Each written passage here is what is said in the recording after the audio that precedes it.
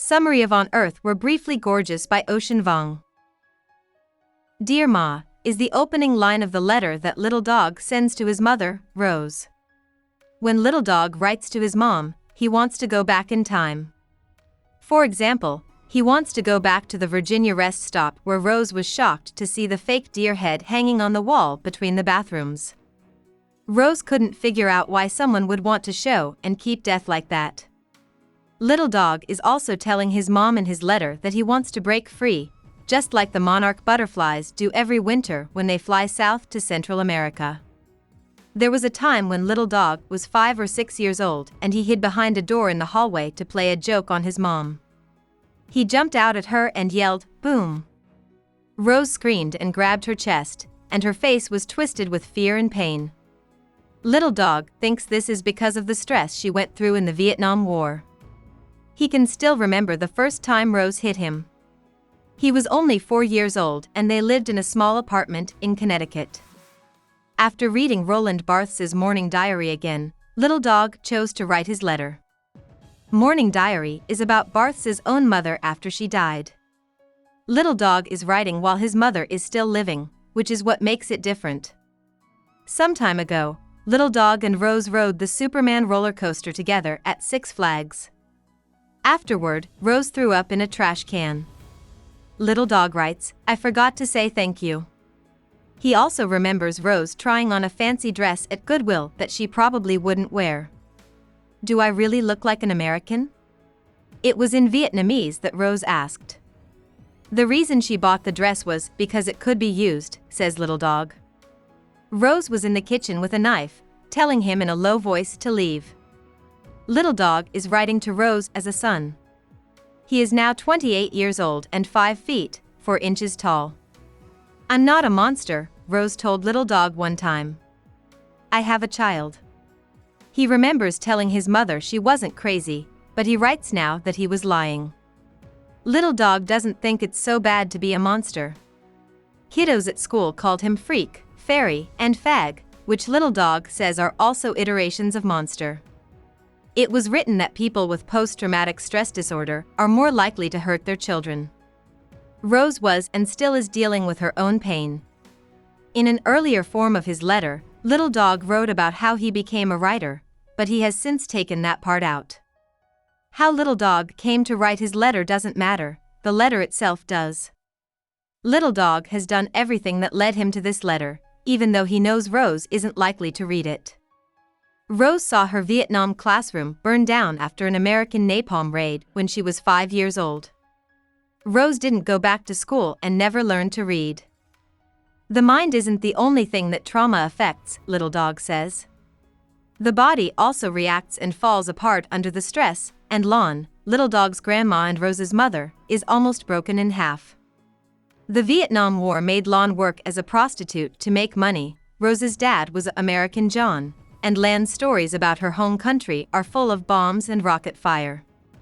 In his letter, Little Dog wants to tell his mom a lot, but a lot of it gets lost in syntax and semantics. When he talks, Little Dog doesn't really mean what he says. A lot of the time, he doesn't even know who he is. He also doesn't know what to call his mother. Asian, white, orphan, American, mother. Little Dog wants to know. Rose once told Little Dog, memory is a choice, but he can't help but remember. One time, it's a Sunday, and Little Dog is 10 years old. As she does every weekend, Rose opens the nail shop where she works as a manicurist. A middle-aged woman comes in for a pedicure as her first customer. The client of Rose's takes off an artificial leg at the knee before putting her feet in a hot foot spa. The client points to the leg she is missing after Rose rubs her knee. She asks, "Would you mind?" "It's still there for me." "It's silly, but I can do it." Rose does not say anything and starts rubbing the woman's missing leg. Her actions outline what is not there, using her muscle memory to work on the phantom limb. After the woman gives Rose a $100 bill, Rose dries her foot. 2003. Little Dog is only 14 years old. He is taking his bike to his first job, which is on a tobacco farm outside of Hartford, Connecticut. The pay is $9 an hour in cash. Many of the farmhands are from Mexico and South America. Trevor, on the other hand, is the grandson of the farm's owner, Buford. Trevor meets Little Dog right away and introduces himself. Little Dog is a year younger than Trevor, and the two quickly become friends. After working all day in the fields, they talk for hours. One night, they go to the barn to listen to the radio and watch a Patriots game. A World War II helmet is dropped on the floor, and Trevor puts it on his head. Little Dog is shocked by how impossibly American Trevor looks in the helmet. Little Dog starts to kiss and lick Trevor's body right as the Patriots score. Trevor moans happily, or at least Little Dog thinks he does, and the helmet falls off his head. Little Dog works at the tobacco farm for 2 more years, but he still sees Trevor all year long. In a trailer, Trevor lives with his unhappy drunken father. Trevor's room is full of marijuana seeds and fentanyl patches. Little Dog says that once you talk about Trevor, you have to talk about Coke and OxyContin. Little Dog and Trevor don't really have sex the first time they do it. His story is cut off by Little Dog. Little Dog says he is only brave enough to tell his mom about his friendship with Trevor because he knows she will probably never read his letter. Little Dog tells Trevor that he cries skillfully in the dark after their first sexual experience, which is what boys do. They do it again a week later, and this time Trevor grabs Little Dog's hair and pulls his head back roughly. Little Dog is shocked that violence is okay in sex and is even looking forward to it.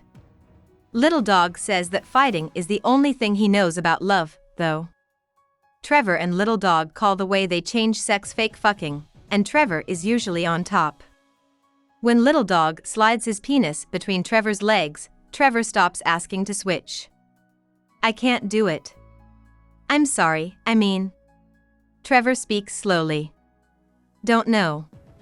I'd rather not feel like a girl. Like 8B asterisk asterisk asterisk asterisk. I can't, dude. I'm sorry, it's not for me," Trevor says again. "Little Dog, it's for you," he says. "All right?" Little Dog feels ashamed and pulls the covers up to his chin. Sunday is a sad day when Little Dog finally tells Rose the truth. He says out loud, "I don't like girls," while drinking coffee at Dunkin' Donuts. Rose asks if that means he'll start wearing dresses, and then she throws up in the bathroom.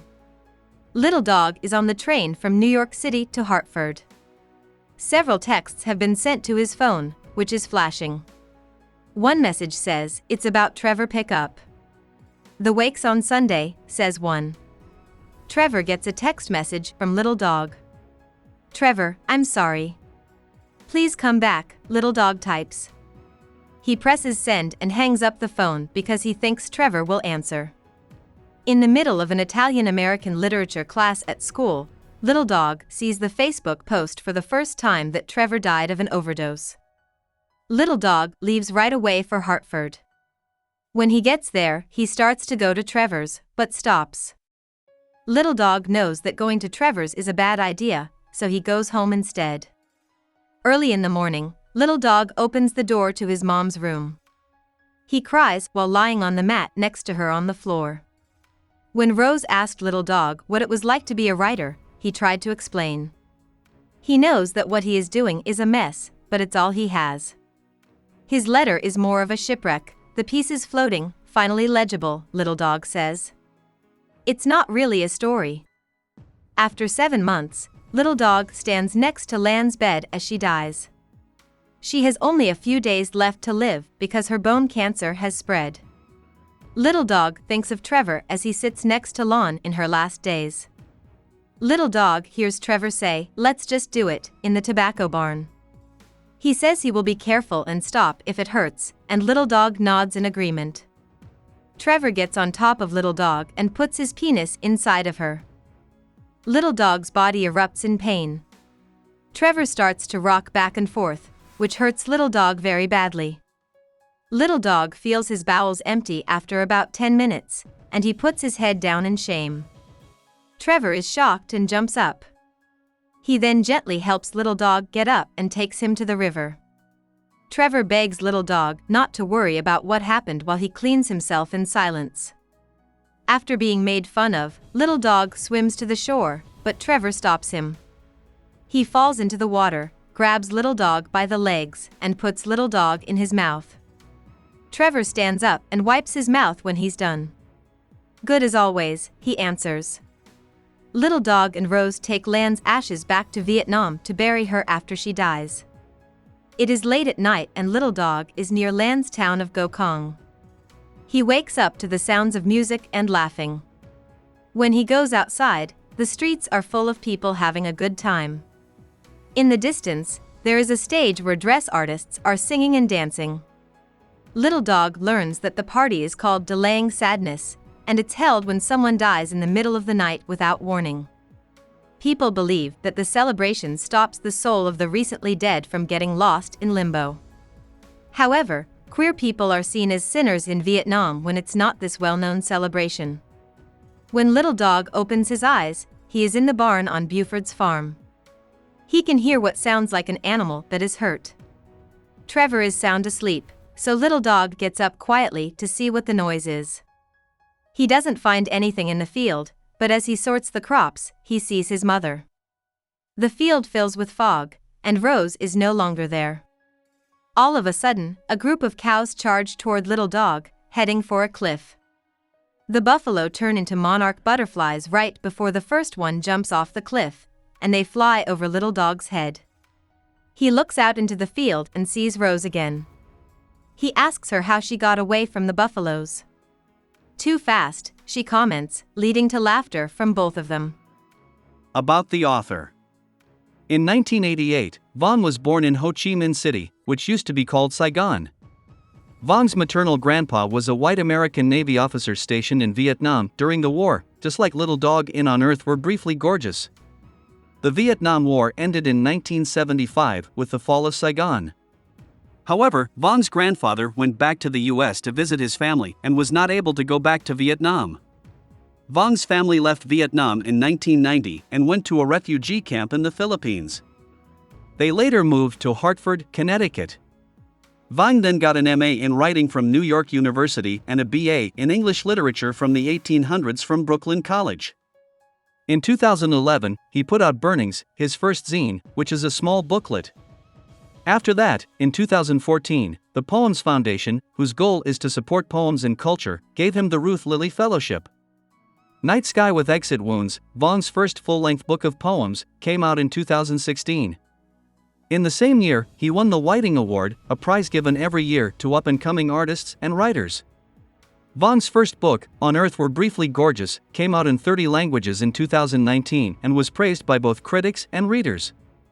He was then given the MacArthur Genius Grant, an honor that supports the future work of exceptionally smart people.